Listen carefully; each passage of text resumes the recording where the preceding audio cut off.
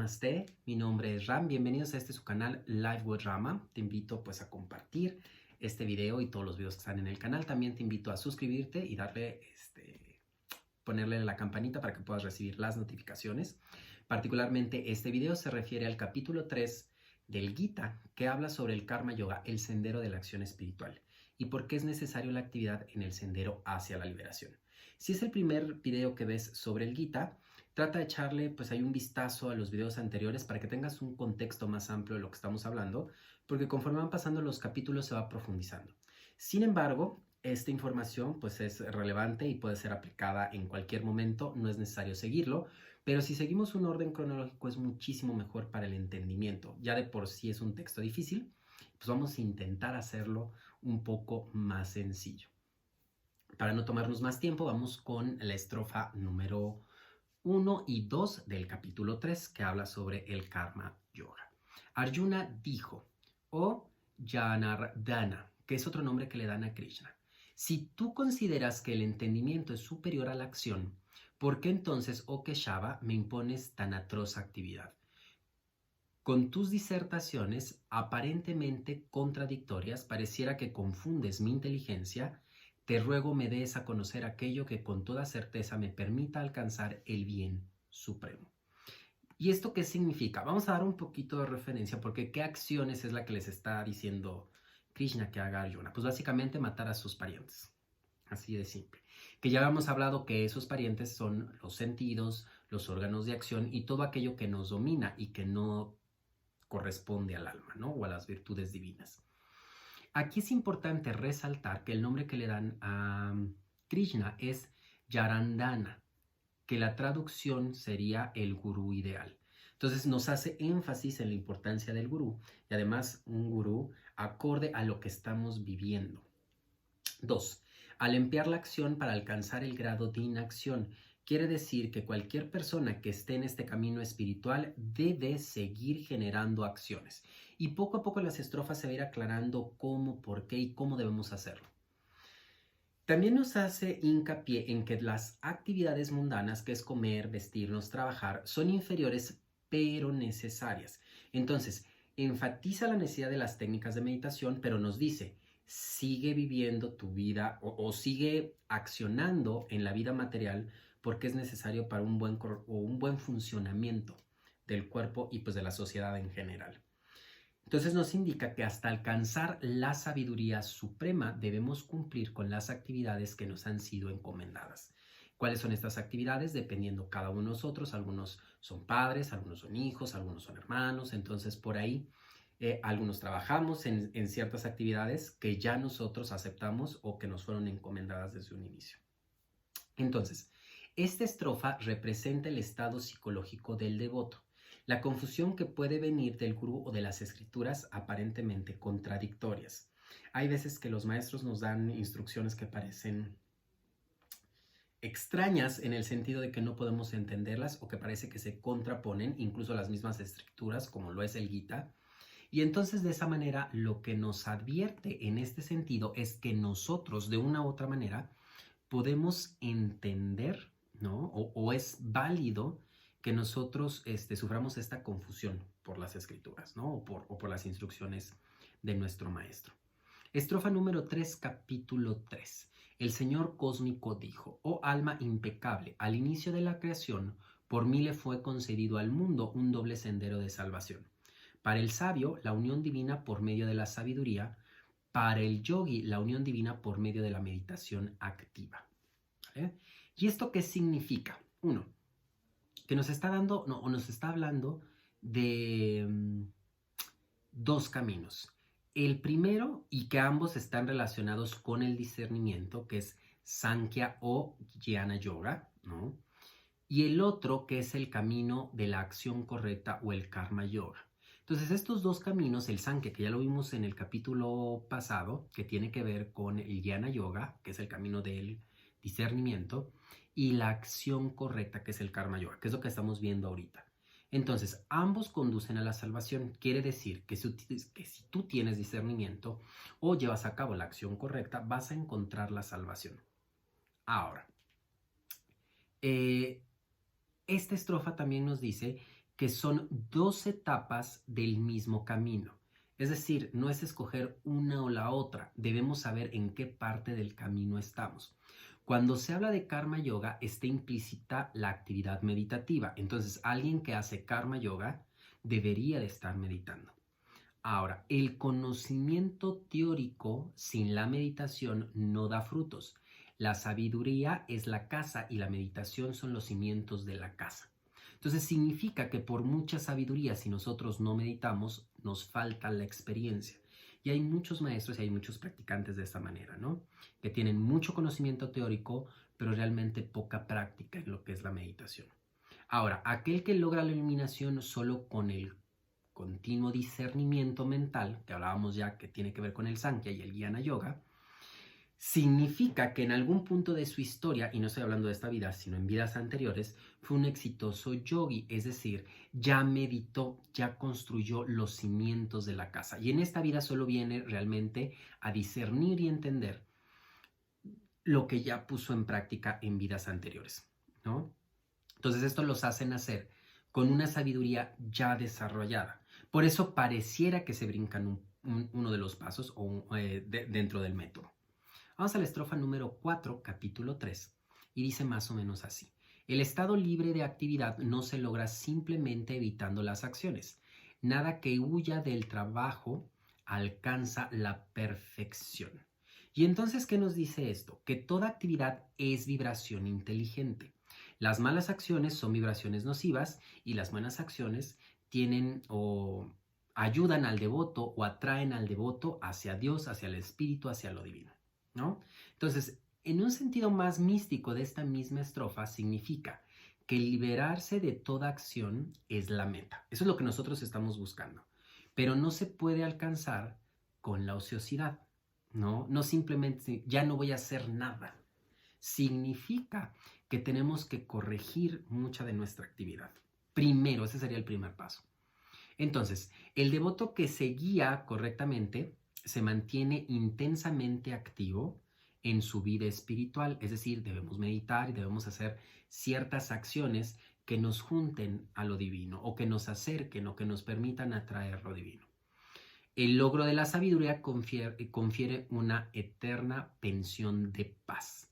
¿Qué significa esto? Que cuando nosotros empezamos estas acciones que nos unen a lo divino, en algún punto, así como a veces trabajamos durante N cantidad de años y nos dicen es momento de jubilarnos, lo mismo sucede con nuestra práctica espiritual. Después de meditar N cantidad de vidas, después de hacer acciones correctas, seguir los yamas, los niyamas, practicar pratyahara, dharana, dhyana, entonces encontramos la paz y entonces ya no es necesario hacer nada. Pero no los tenemos que ganar como todo en esta vida, ¿no? Vamos a la estrofa 5, capítulo 3 y dice: en verdad nadie puede permanecer inactivo ni por un instante, todos están obligados a ejecutar acciones, quiéranlo o no, impulsados por las cualidades gunas que surgen de la naturaleza o prakruti. ¿Sale? Para los que no entienden estos conceptos, ahorita los vamos a explicar. No te estreses demasiado por ahí en casa.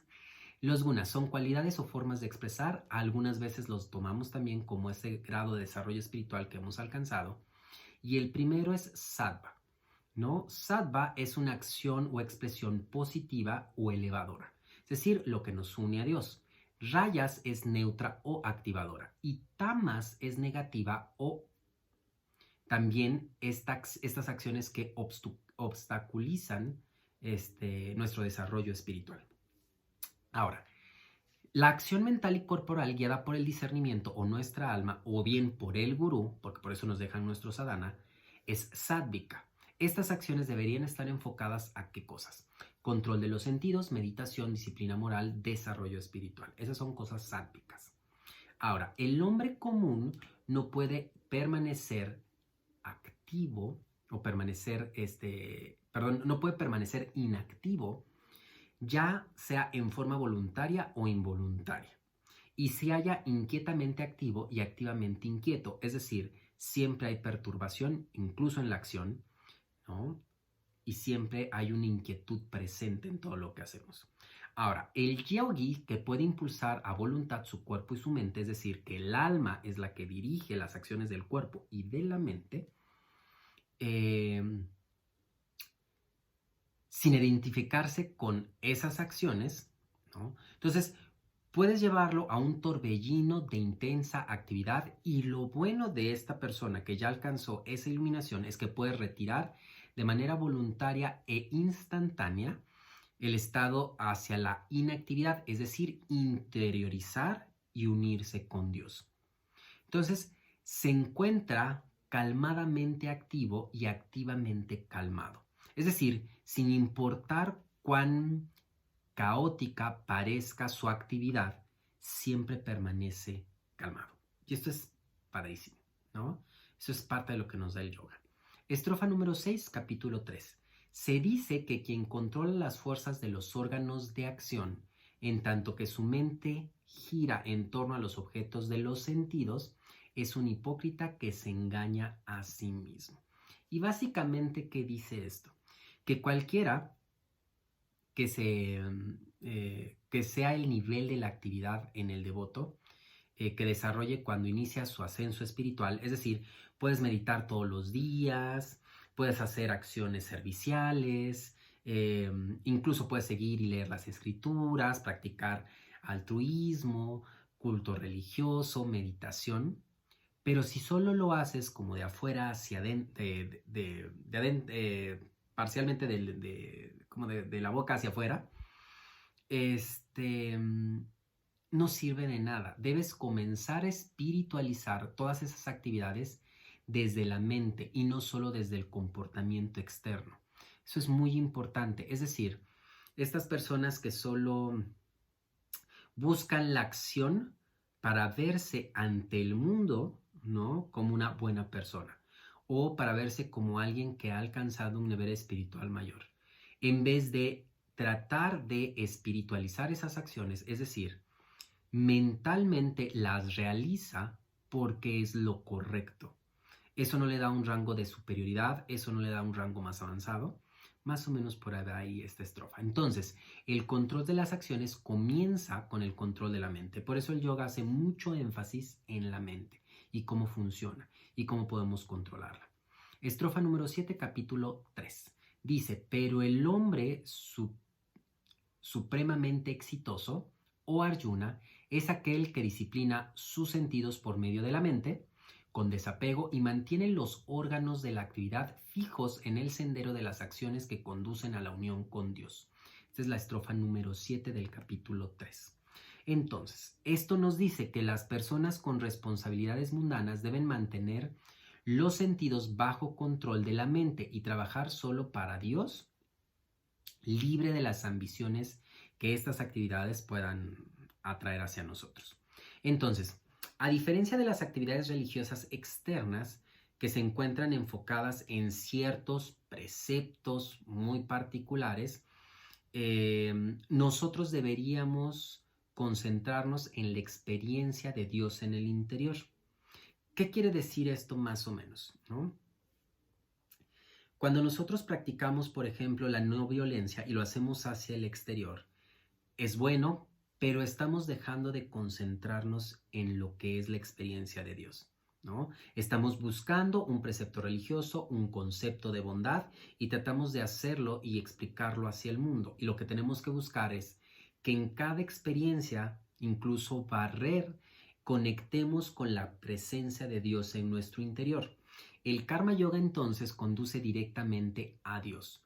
Muchos solo predican el reino de Dios, pero los yogis o los practicantes espirituales lo encuentran en su interior, lo que significa que no importa lo que hagas, puedes estar en presencia de lo divino. Estrofa número 8. Lleva a cabo aquellas acciones que el deber prescribe y que la acción es preferible que la inactividad. Incluso el simple ciudadano del cuerpo, el simple, cuidado del cuerpo, sería imposible mediante la inacción. Esta es la estrofa 8, capítulo 3. ¿Y qué significa esto? Que nadie puede abandonar completamente las actividades vitales como son comer, vestirse, etcétera, etcétera, porque estas actividades vitales, cuando las hacemos de forma espiritual, purifican. Son las acciones prescritas por el deber, es decir, cuidar tu cuerpo, cuidar de los demás, llamas y ni llamas, básicamente. Entonces, también es una advertencia a los monásticos renunciantes al mundo, a los que se encierran en monasterios. No es simplemente dejar de hacer cosas nocivas para nosotros. También debemos buscar a Dios. Es decir, si tú dices, es que yo no tomo, yo no trato mal a las personas, está perfecto. Pero adicionalmente, debes buscar a Dios, porque si no te estás quedando a la mitad del camino. Y a final de cuentas, nuestros samskaras, nuestro karma, en algún punto nos va a volver a atrapar y entonces seguimos en esta rueda de reencarnaciones. Estrofa 9, capítulo 3. La gente mundana se halla armónicamente atada a las actividades que difieren de aquellas que se efectúan como Jaina. Jaina es un rito religioso. Oh hijo de Kunti, trabaja sin apego, con una actitud de Jaina, dedicando tus acciones como ofrenda. Entonces, primero, ¿qué es Jaina o Yagna? Adoración o ritual, que es un sacrificio u oblación que se consagra al fuego sagrado o a la deidad, en este caso, desde el punto de vista hinduista, a Vishnu. ¿Sale? Jaina o Yagna es todo acto de generosidad o sacrificio que se ofrece a Dios, básicamente. Que puede ser desde comer, vestirse, cualquier actividad podemos ofrecerla a Dios, ¿no? Nuestra escuela, nuestro estudio, incluso nuestra práctica de yoga podemos ofrecerla a Dios. Entonces, el verdadero Jiva Mukta, que es aquel que alcanza la liberación, que se ha liberado, sacrifica los poderes corporales, porque los poderes corporales nos permiten accionar en el mundo, que son oler, sentir, crear, etcétera, etcétera, que ya los hemos visto en estrofas anteriores. Entonces sacrifica esos poderes corporales en beneficio del servicio de Dios, es decir, los ofrenda a Dios. Lo que yo pueda hacer con mis manos es para ti, no para un beneficio personal. De ese modo trabaja sin pecado y sus acciones no crean nuevas semillas que alimenten el karma que le aten a esta tierra, que es lo que nosotros estamos buscando, ¿no? Si ya tenemos pues varios costalitos cargando, que cada vez sean menos costalitos cargando. Estrofa de la 10 a la 12 del capítulo 3 dicen así: en el principio, habiendo dado origen a la humanidad y a Yagna, Prajapati, que es Brahma en su aspecto de creador de Praja, que son los seres humanos, dijo: mediante esa Yagna te propagarás. Él será la vaca lechera que calmará tus deseos. Con este yagna, medita en los devas y que los devas piensen en ti. De este modo, comulgando tú con ellos y ellos contigo, recibirás el bien supremo. Los devas con los que habrás comulgado mediante yagna te concederán los anhelados dones de la vida. Quien disfruta de los beneficios de las deidades universales sin prodigarles las debidas ofrendas es ciertamente un ladrón. Entonces, primero, Prajapati es una forma de referirnos a Dios en su aspecto creador de Praja, que somos nosotros los seres humanos, ¿no? Para nombrar a Dios de una u otra manera. El contacto con las devas es básicamente el contacto con las fuerzas angelicales, las fuerzas divinas. Estos nos ayudan a atenuar el mal karma o a eliminarlo, y ese contacto lo tenemos cada vez que nosotros ascendemos en nuestro camino espiritual a través de los diferentes chakras. Los devas o los dioses controlan ciertos aspectos y nos ayudan con cada uno de los problemas inherentes a cada uno de los chakras, ¿sale? Entonces, el yogi debe primero alcanzar la sintonía consciente con las fórmulas superiores de conciencia, es decir, con los devas, con las partes angelicales, en los diversos centros espinales, ya habíamos mencionado, en los chakras, a fin de hacerse merecedor de unirse con Dios. Es por eso que las personas, conforme más avanzan en su práctica espiritual, tienen contacto con los reinos angelicales. Parece de locos, sí, pero también hay que tener cuidado porque hay personas que no tienen contacto con esos reinos angelicales, sino tienen contacto con fantasías que han creado en su mente. ¿Por qué? Porque tienen mucha información.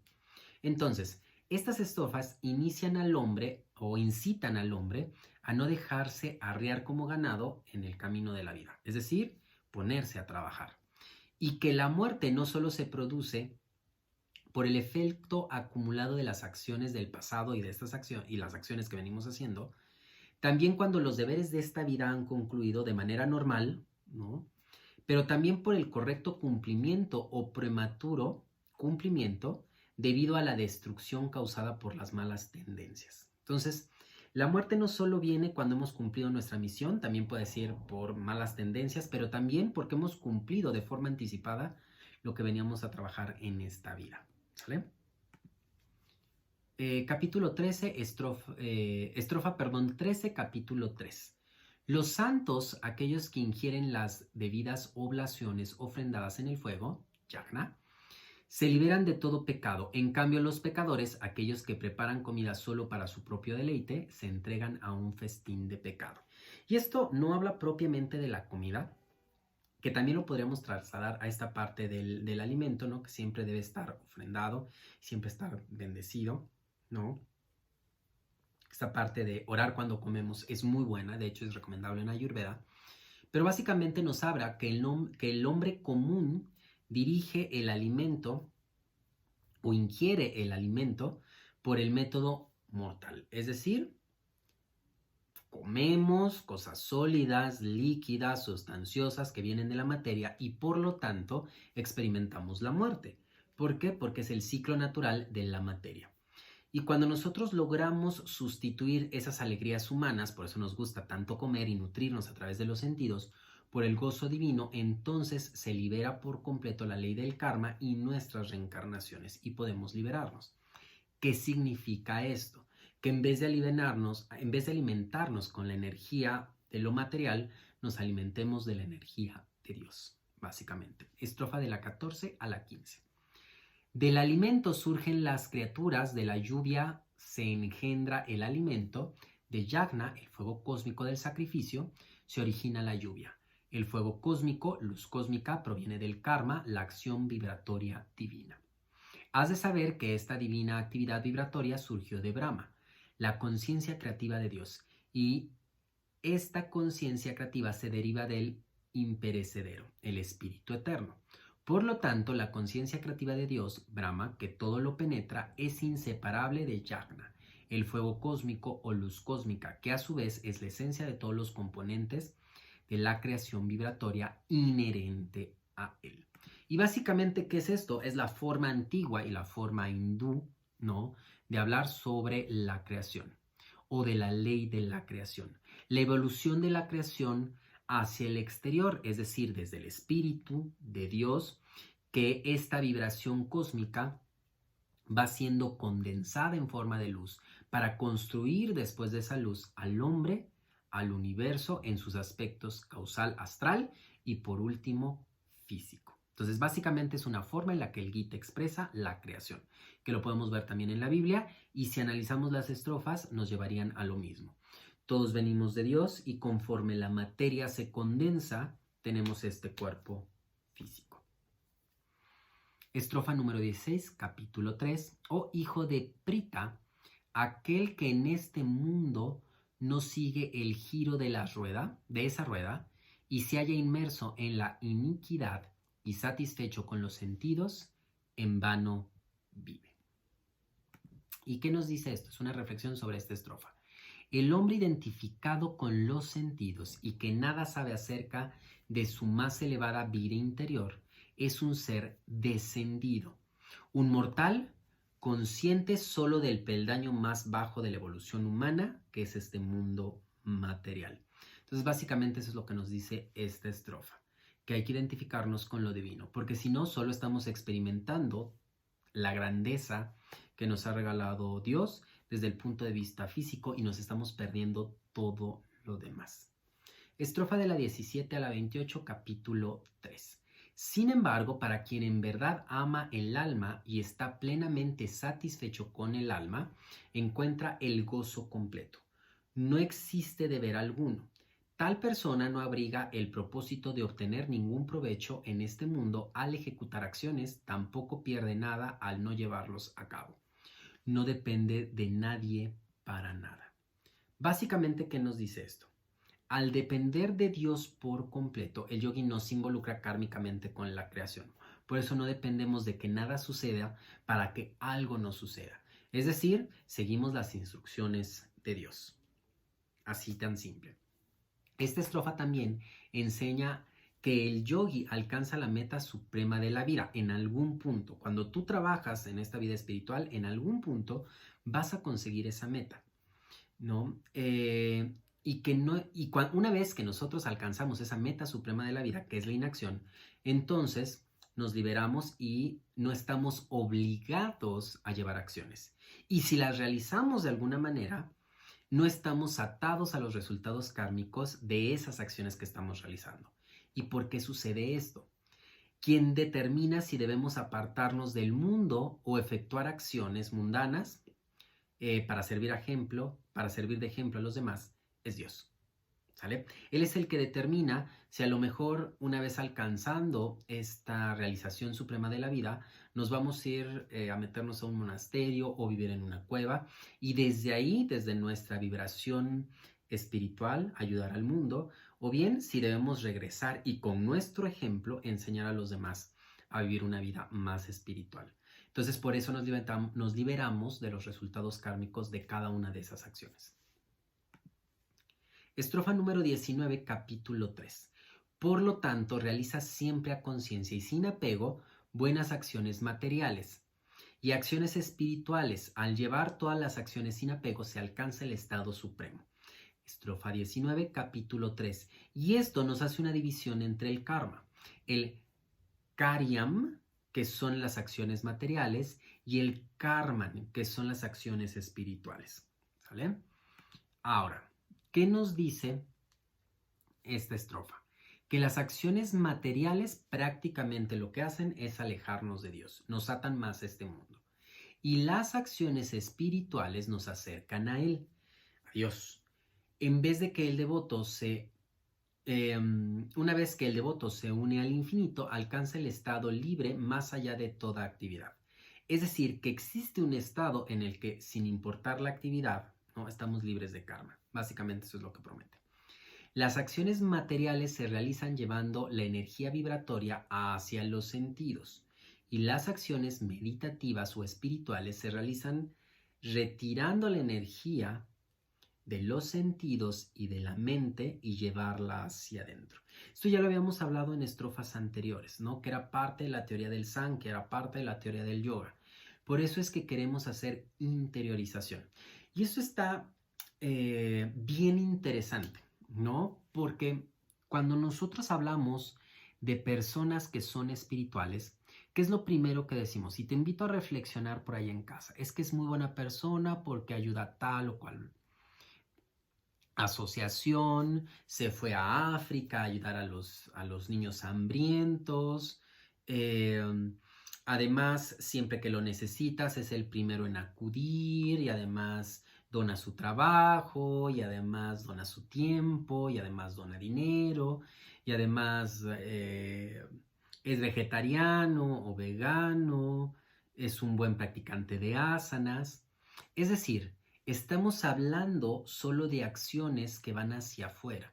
Incluso esas acciones bondadosas pueden estar o pueden nacer del ego. El ego por creernos una persona espiritual, ¿no?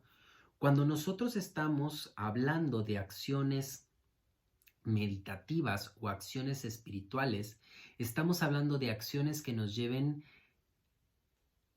toda esa energía que consumimos para experimentar e interactuar en el mundo exterior, llevarla hacia adentro, hacia una interiorización, que básicamente es tratar desde el yo de interactuar y de cambiar el mundo, ¿no? Porque el mundo no es más que un reflejo de la voluntad de Dios.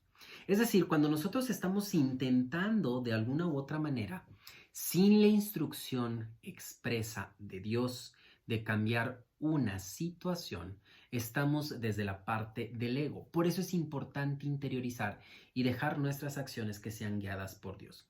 Si Dios te dice, debes ir a tal lugar, hablarles del yoga, hablarles sobre el Gita y además vas a cobrar una cuota de tanto, o lo vas a hacer de forma voluntaria, o lo vas a hacer a través de videos, o lo vas a hacer a través de forma presencial, entonces pudiera ser una parte de interiorización porque estamos siguiendo las instrucciones de Dios. Pero eso ya es para gente muy avanzada. Básicamente aquí es recordarte que no importa cuán buena persona y cuántas buenas acciones realizas en el mundo, sigues atado al mundo. Y la parte de la liberación significa estar más allá del bien y del mal, ¿no? Porque nuestras acciones ya no se clasifican ni como buenas ni como malas. Simplemente estamos ejecutando la voluntad de Dios. No sé si vamos bien por ahí en casa, pero igual sé que a veces es complicado. Y de hecho, si ustedes recuerdan, la primera estrofa habla de esta confusión que pueden tener las escrituras. No se preocupen, si vamos bien, hay que continuar en este proceso de aprendizaje, en este proceso de interiorización. Ahora, debemos cultivar el apego a las prácticas espirituales a fin de desapegarnos de las actividades materiales. Y aquí empiezan estas cosas contradictorias. Ok, debo liberarme de los apegos, pero entonces me tengo que apegar a la práctica espiritual. Sí. ¿Por qué? Porque esta práctica espiritual te va a alejar de tus prácticas materiales o de tu actividad material. Y luego trascender incluso ese apego que tenemos hacia la espiritualidad, ¿no? Ese apego que tenemos a las tendencias de ser bondadosos y practicar para llevar esa energía hacia adentro y el gran objetivo del yoga, que es conectar de una u otra manera con Dios. Vamos a la siguiente estrofa, estrofa 20, capítulo 3. Siguiendo solamente el sendero de la acción correcta, Yanaka y otros seres como él alcanzaron la perfección. Además, debes realizar la acción con el simple propósito de guiar correctamente a otros mortales. Y aquí hay dos cosas importantes. Uno, te dice que Yanaka, que fue un noble rey y además yogi, es decir, ya alguien lo logró, y esto habla en términos de prehistoria, básicamente. Habla de un noble rey, significa que tenía mucha actividad porque tenía que mantener y guiar un reino, ¿no? Tenía muchas actividades como rey de organizar, mantener, eh, todo lo que involucra el tener un pueblo a su cargo. Y adicionalmente tenía la capacidad de llevar a cabo todas las actividades del yogi. Y te está diciendo que ya hay personas, él y muchas otras, que lo han conseguido. Entonces, tú lo puedes conseguir. Básicamente, aquí te quiero decir que reflexiones también. A veces cuando nosotros empezamos en este camino del yoga, creemos que el fin último de nuestra práctica espiritual, de todos esos cursos que tomamos de yoga, es ir predicando las escrituras, que ya lo habíamos visto en estrofas anteriores. No necesariamente todos esos cursos que tomamos de maestros de yoga, de espiritualidad, numerología, ángeles, etcétera, te van a llevar a ser un maestro. A veces, desde donde estás trabajando, puedes impactar muchísimo. Primero, porque es un trabajo de interiorización. Y dos, puede servir de ejemplo para personas de ver que te puedes comportar bien y seguir trabajando en una oficina de Godín, como normalmente decimos. O que puedes ser una persona espiritual y vender tacos en la calle. O que puedes ser una persona muy espiritual y ser una ama de casa, ser una madre, y que eso ocupe tu actividad porque es la actividad que te eligió Dios para poner en este mundo, ¿no? Entonces, eso sí es importante, ¿no? Por medio de estas acciones materiales que son el aseo, la dieta correcta, todo aquello que debemos nosotros hacer por el bien de nuestro cuerpo, nuestro propio bien, porque así fue dictado por Dios, el devoto purifica el cuerpo. Es decir, todo lo que hacemos en el mundo material, lo que nos ayuda es purificar el cuerpo de esos deseos. Es como si nosotros comiéramos mucho azúcar y después queramos quitarla de un solo golpe. Podemos descompensarnos. Entonces, todas las acciones que nosotros vamos haciendo con el tiempo, básicamente, ¿qué hacen? Purificar el cuerpo y lo vuelven armonioso para que entonces el desarrollo espiritual sea más fácil de obtener. Entonces, esto es bien importante porque muchas veces me preguntan que cuándo será el punto, algunos alumnos por ahí que desearían estar haciendo pues lo mismo que yo. Afortunadamente tengo esa pues esa dicha de hacer, ¿no? Dar clases, dictar cursos, certificaciones, retiros. Lo que no mucha gente sabe es que yo también tengo pues mi parte mundana y material, que mis responsabilidades mundanas y materiales, que también sigo, ¿no?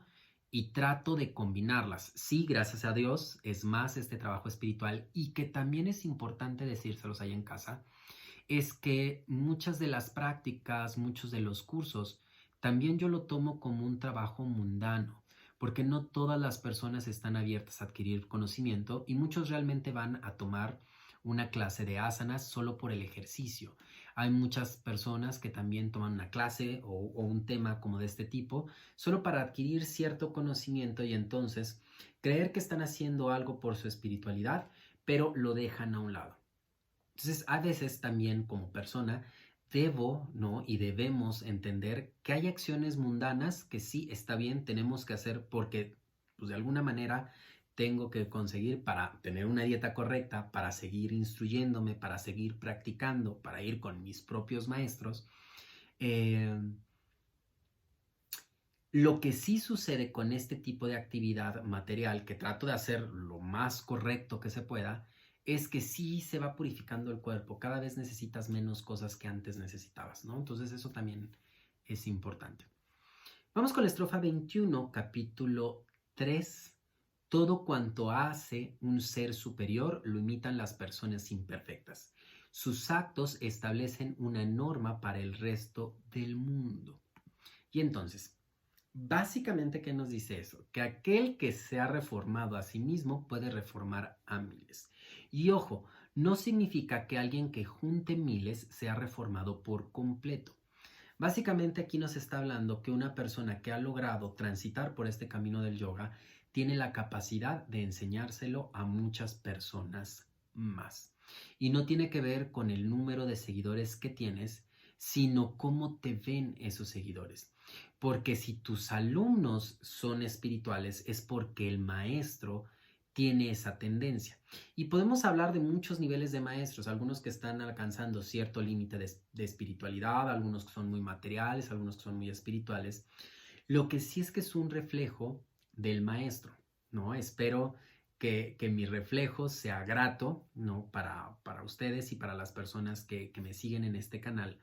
Pero la realidad es que eso tampoco nos debe preocupar, por lo menos no ahorita. Y cuando nosotros alcancemos esa liberación, vamos a tener esa capacidad. Entonces, uniendo un poquito el pensamiento de la estrofa anterior, si aún no, a pesar de haber estudiado una certificación de yoga, a pesar de tener mucha información, no se te ha dado esa capacidad o no se te ha dado esa oportunidad de transmitir el conocimiento, es porque a lo mejor con tu práctica personal y tu propio ejemplo en el lugar en el que estás parado hoy, es suficiente para transmitirlo. Y eso se puede transmitir a miles de personas incluso sin que tú te des cuenta.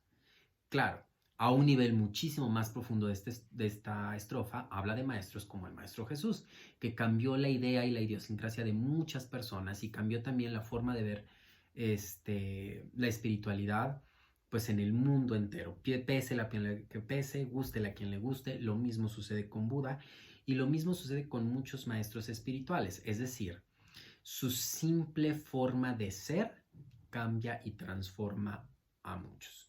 Claro, no siempre podemos transformar como maestros a nuestros alumnos y que lleguen a nuestro nivel de entendimiento, porque recuerden que existe el libre albedrío y también existe las decisiones que cada uno va tomando en el camino.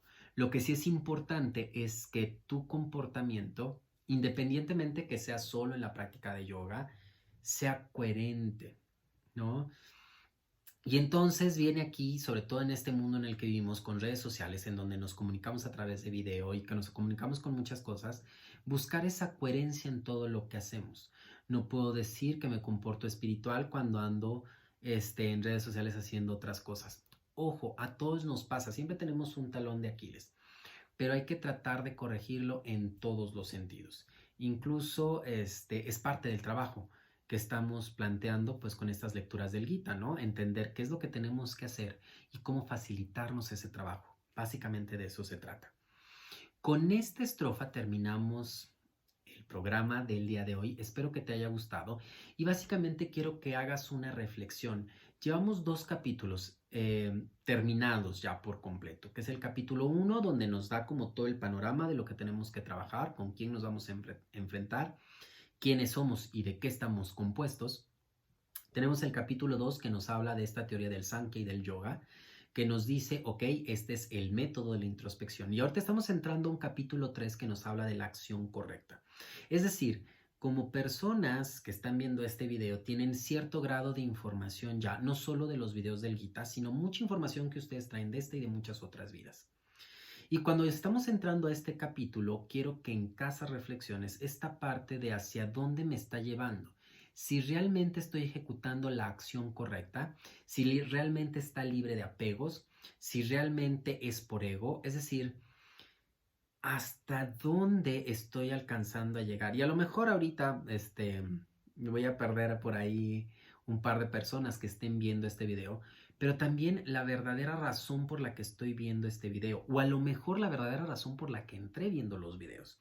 A lo mejor no tenía nada mejor que hacer, a lo mejor me sonó interesante la información, pero la práctica ya no me gusta tanto porque se ve muy complicado. A lo mejor todavía no he entendido bien de qué se trata esto. Lo importante cuando nosotros recibimos información, sobre todo desde el punto de vista espiritual, es cómo adaptarla a nuestra propia práctica espiritual y que de esta manera eso nos ayude a seguir adelante. Personalmente, yo siempre se lo digo a todos mis alumnos, sí creo que podemos alcanzar esa perfección divina que nos promete el yoga. Creo que sí podemos alcanzar ese gozo eterno, ¿no? Sí creo que también Dios, cuando lo necesitamos, nos da estas pruebas de que está ahí soportándonos. Si tú las has tenido, pues te acompaño a que me las compartas, que las dejes aquí abajo o en los comentarios. Porque también es un aliciente para todas las personas, para lo que nos rodean. Y si no lo has tenido, tampoco significa que vayas tan mal, tal vez simplemente no lo necesitas, porque has hecho algo también en el camino, que entonces estás teniendo como esta parte de una corriente muy noble para poder fluir con ellas, como ir disfrutando mucho el camino, ¿no? Que creo que en parte a mí me ha sucedido de esa manera. Sí, tengo algunos conflictos que son más como existenciales y tratando de acomodar toda esta información, pero también es normal. Entonces te invito a esa reflexión, sobre todo con estos videos, de saber hacia dónde quieres ir, hacia dónde estás yendo, hacia dónde te está llevando estos videos, porque lo importante, o por lo menos lo que yo quise hacer en estos videos, básicamente, es que sirvieran para que tu práctica se profundice. Si de que tuviste los videos hasta la fecha ha profundizado, pues házmelo saber, porque eso está muy padre. Y si no, busca hacerlo. No, como dicen por ahí, el maestro siempre tiene que dejar una tarea, un sadhana. A lo mejor no he logrado el punto de ser un maestro espiritual como yo quisiera o como yo pretendo llegar a ser, ojalá y se pueda en esta vida, pero sí te quiero dejar esa tarea. Entonces, esa tarea en casa de reflexión y de que veas qué pequeños cambios puedes hacer. Vete apegando a esos pequeños cambios. Me encanta meditar, apégate a eso. Me encantan las asanas, apégate a eso. Me encanta ser una buena persona, apégate a eso. Me encantan las verduras, apégate a eso. Y poco a poco vete apegando a cosas que te llenen el alma, que te nutran. No solo te pegues a la información, apégate a la práctica de toda esa información que estás recibiendo, ¿no? Que es parte de lo que quiero dejarte muy claro ahorita. ¿Por qué? Porque estamos hablando de Karma Yoga, ¿no? Karma Yoga, y como escuela he tratado de juntar, he tratado de unir, he tratado de hacer sentir a todos los que me escuchan, por eso el canal se llama Live with Rama, de compartir lo mucho o poco que he aprendido, pero también quiero que tú compartas eso mucho que has aprendido y que lo compartas conmigo sin miedo, que lo compartas con las personas que nos siguen, que nos compartas con las personas que nos escuchan. Porque desde ese compartir podemos ir entendiendo también cosas que suceden dentro de nosotros y que no somos capaces de entender hasta que las vemos expresadas en el mundo exterior, ¿no? No sé qué situación estés pasando, particularmente tú hoy aquí, el día que estás viendo este video. suceden muchas cosas, suceden muchos efectos fuera, ¿no? Y entonces esta parte de estar calmadamente activos, ¿no? Que hablábamos de las estrofas anteriores, eso es lo que quiero que logres. Que a pesar de lo que esté sucediendo, de a pesar de lo que esté pasando, de a pesar de todo, la reacción que puede suceder, que estés calmado por dentro. Yo soy Ram, muchísimas gracias por escucharme. Estas son las pláticas sobre el Gita, el capítulo 3, que tiene que ver con Karma Yoga. Sígueme en mis redes sociales, en todo aparezco como Live with Rama. Me daría mucho gusto que compartas los videos, me daría mucho gusto que interactúes cada vez más conmigo. Yo soy Ram, namaste.